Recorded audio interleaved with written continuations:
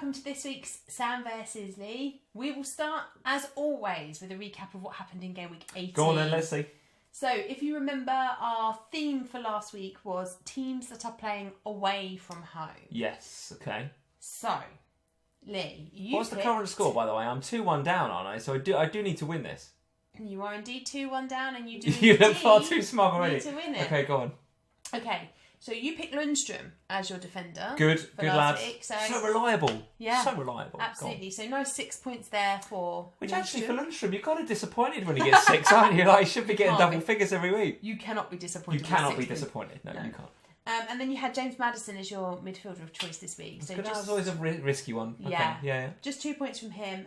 And then unluckily, just 2 points from Chris Wood this week, given that Burnley did score in that game. Okay. So 10 points overall. That doesn't sound very good. Okay, go on. Go on.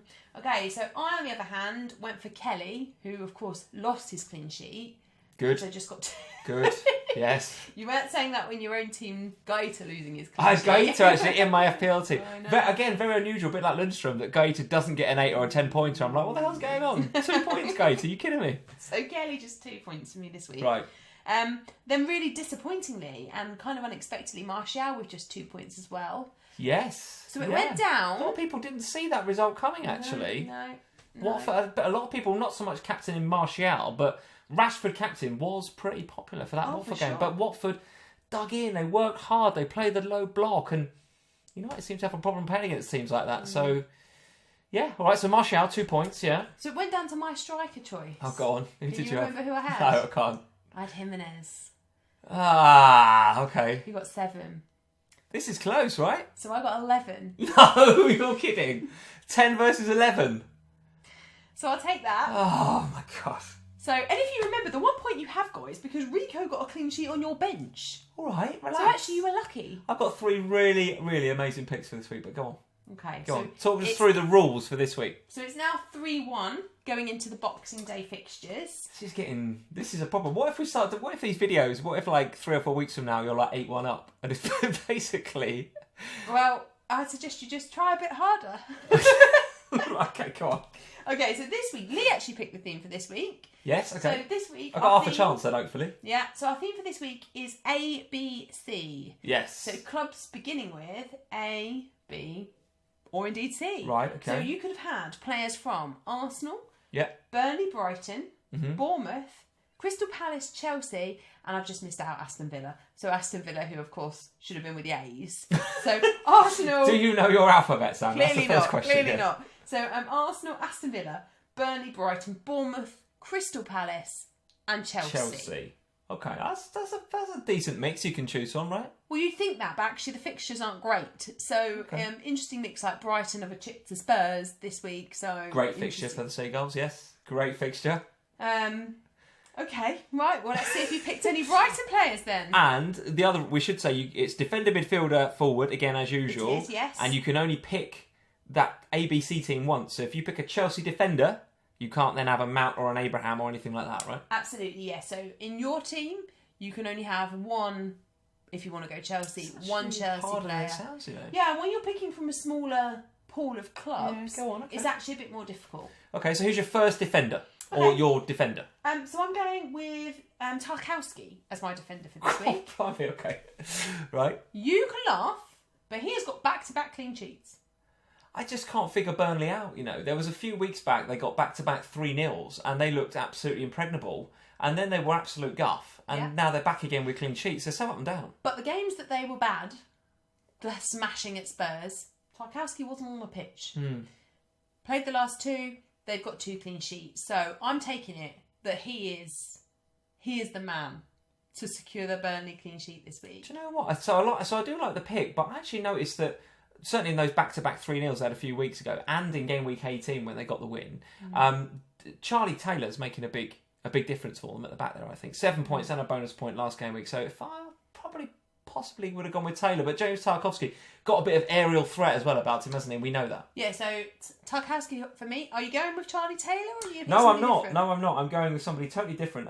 So I've got Patrick Van Arnhout, right? So it's actually funny price point if you're going to bring him in FPL 5.5, but actually Crystal Palace have looked defensively pretty good over the last few weeks. Now, of course, didn't get the win against Newcastle in 18, but, who would have thunk it? Almiron scored. I mean, it's world-ending stuff with Almiron scoring. But actually, in recent weeks, Palace have looked pretty good. Gaeta, as I mentioned before, coming in with the back-to-back 8 and 10 pointers, left, right, and centre. So looking okay, Palace defensively. Injury issues there. A few injuries, I get that, but even so, they're so inept going forward. Actually, Palace. I think Hodgson has said, right, we need to batten down the hatches here, and we need to be defensively more solid. Now we know what Patrick Van Aanhout is all about, right? 5.5 in FPL for a reason. That reason is not only is he, due a couple of clean sheets, and Palace have got the clean sheets recently, but he does like to attack. Now, given what I've said about Palace looking pretty inept going forward, this is maybe a bit out there. But actually, I noticed in Game Week 18 that he created 5 chances against Newcastle. Did he really? He was up there with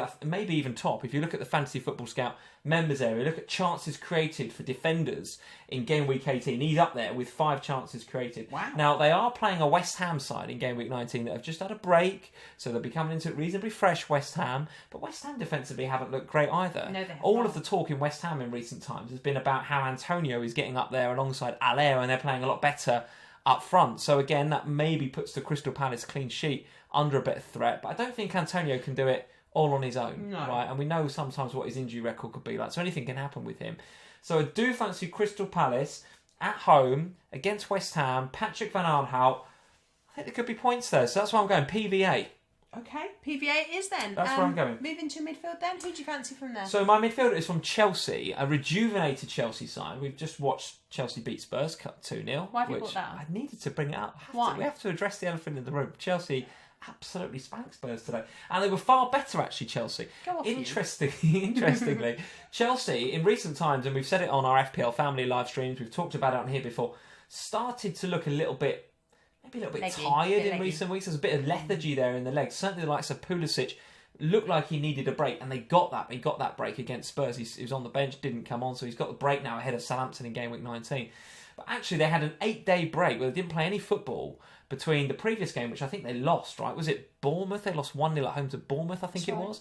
And that Spurs game. So an 8-day break did them a world of good. And I noticed that Mason Mount in particular put in an absolute shift against Spurs. He was very good today. He was shutting down Sissoko and Dyer every time they got the ball. He was in that gap between the midfield and the defence, shutting those two down so that every time they got the ball, they needed to turn, play it back to Vertonghen and Alderweireld, and it got a bit more direct from a Spurs perspective. And when Chelsea were playing those 3 centre halves, it was easy pickings for them, frankly, to pick up those long balls. But that was all because Mason Mount was putting in such a shift. Now, listen, he's not got many FPL returns recently. This is a bit of an early season pick here, Mason Mount. Don't forget, 5 goals, 2 assists so far this season. A lot of those came in the first few game weeks, and I appreciate he has gone off the boil a little bit. But I wonder whether that little 8-day break maybe just rejuvenated him. He's going to go into this game against Southampton, who haven't kept a clean sheet, or they've kept 1 clean sheet since Game Week 5.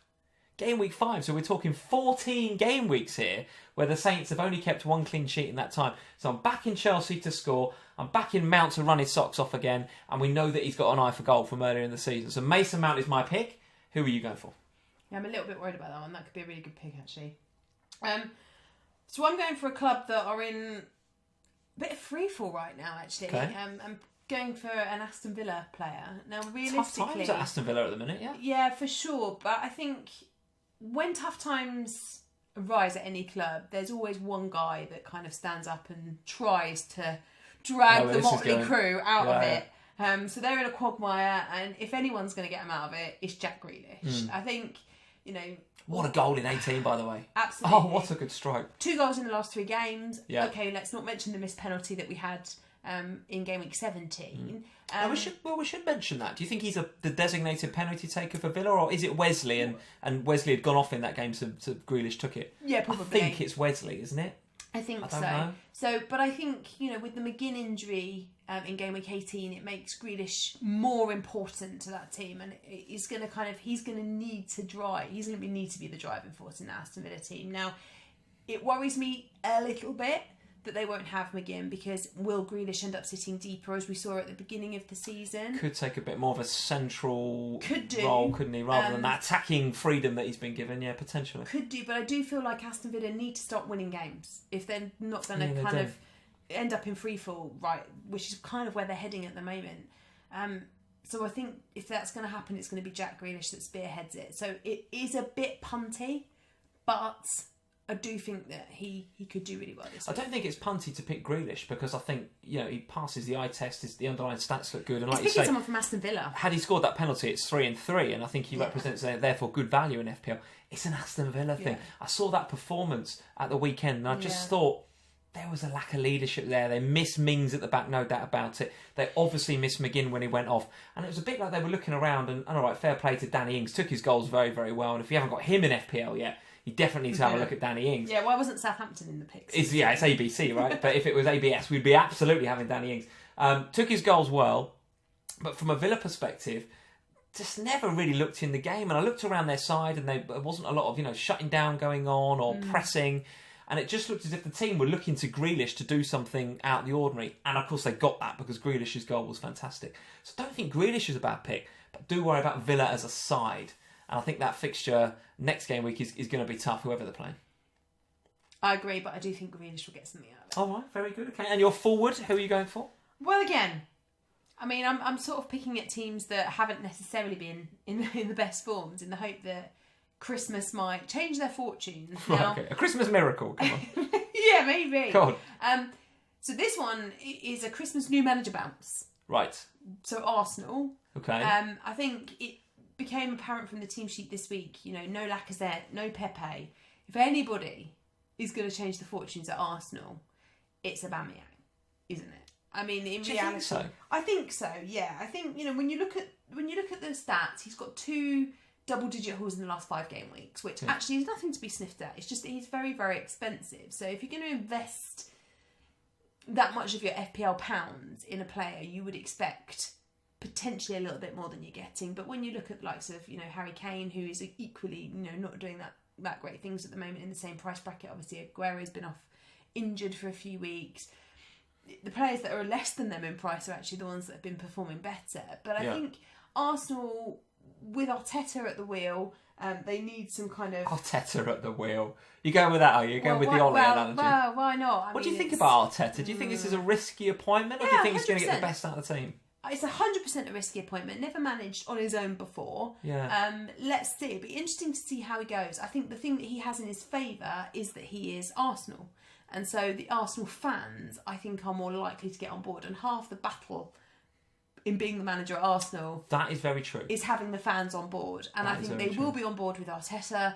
They've got to give him time, haven't they? Yeah, They've got to. And I think, you know, with Aubameyang and Arteta, Aubameyang as the captain, there is going to be... You would think that there's going to be a lot of kind of hype around that at the club. And I would expect Aubameyang to do well. I think, you know... At the end of the day, Aubameyang is a fantastic striker.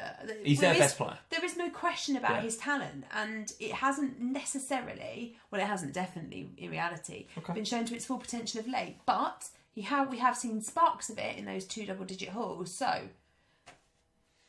there's Aubameyang for you. Who are you going to put in to challenge him? Okay, so I do like the pick, and I'm not quite sure what sort of Arsenal we're going to get when Arteta takes the chair. But listen, I think it's risky. But if he can get the best out of Aubameyang, then that's a nice pick. I'm going for Neil Maupay. Wait.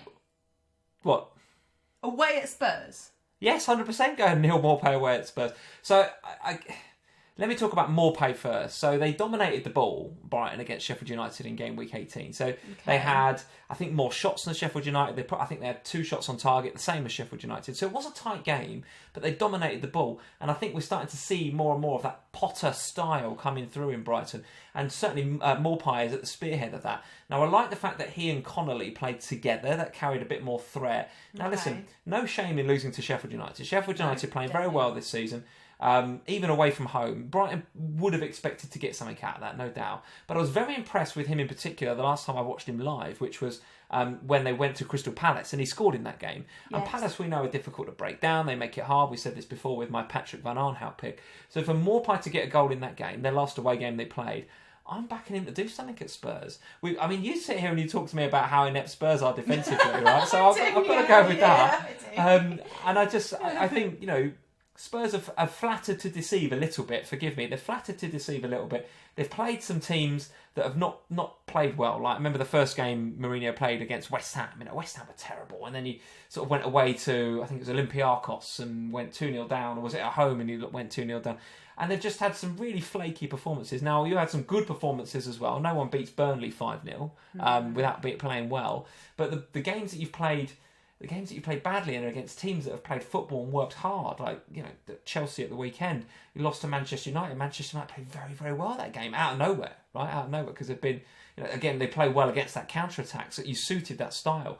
And I do think Potter has got that work ethic instilled in Brighton. And if those centre midfielders, the likes of Moy and Trossard, if he plays, if they can get in and around Dyer and Sissoko, win the ball off of them in nice areas, they'll be putting those passes through to Maupay and to Connolly. Now, to be fair, they did beat us in the reverse of this fixture as well. Yeah, absolutely right. So Maupay is out there. He's a lot cheaper than Aubameyang as well. I don't know if I get any bonus points for that. Probably not.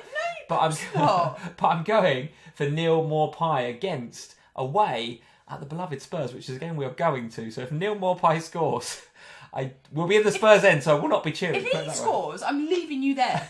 You're not coming home with me. So talk me through your 3 picks then, your ABC picks. Okay, so Tarkowski at the back. Tarkowski, okay. Grealish in the mid. Grealish. And Aubameyang leading the attack. Very nice picks. I think Tarkowski's a bit out there, but Grealish and Aubameyang, I do like those picks. They're nice picks. I'm going to go with Patrick Van Aanholt at the back, looking for a clean sheet and some attacking returns. Mason Mount to put in a shift like he did against Spurs. Mason Mount to come back into the goals in Gameweek 19. And then Neil Maupay to score at the Tottenham Hotspur Stadium while we're watching it live, guys. It could be a disaster. It could be a disaster. So there we go. Get in the comments below. Let us know who you think is going to win this round of Lee versus Sam. Are you hashtag Team Lee? Or are you hashtag Team Sam? I need some more Team Lees. I'm 3-1 down. So get in the comments. Hashtag Team Lee or hashtag Team Sam. Leave us a like before you go. Hit subscribe to Fantasy Football Scout if you haven't already. And we will see you on the next Lee versus Sam. Cheers, guys. Bye.